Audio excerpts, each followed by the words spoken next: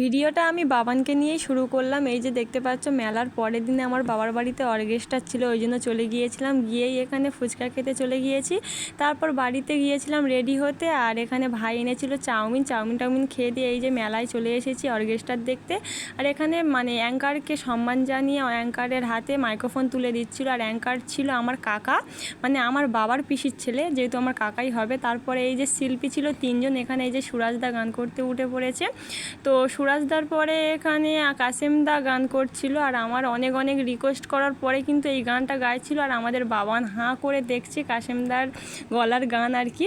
তো যাই পারে হোক, এখানে কাসেমদা গান করছিল আর একটা গান, আর এখানে এই যে ডান্সারদের সাথে আমিও একটু নেচে নিয়েছি, যেহেতু ডান্সারদের আমি চিনতাম, ওদের সাথে আগে প্রোগ্রাম করেছি আমি, তার জন্য। আর এখানে এই যে, আর আমার ডান্স কেমন হয়েছে তোমরা কিন্তু অবশ্যই কমেন্টে জানাবে। তো এখানে কাসেমদার গানে মা নিয়ে যেহেতু একটা গান করবে, ওই জন্য একটা বয়স্ক মহিলা স্টেজে তুলে নিচ্ছিল, আর আমার কাকা মানে আমার বাবার পিসির ছেলে, উনি ওনার বড় মামিকে তুলে নিয়েছে, মানে আমার ঠাম্মিকে। তো যাই পারে হোক, এখানে আমার ঠাম্মি উঠে পড়তে কাসেমদা কিন্তু গান করা আরম্ভ করে দিয়েছে। আর এখানে কাসেমদার গলার গান কিন্তু আমার সব থেকে ভালো লেগেছে। তারপরে এই যে দিদিভাই গান করছিল, আর এখানে সবাই নাচছিল। তো ভিডিওটা ভালো লাগলে একটা লাইক করে দিও।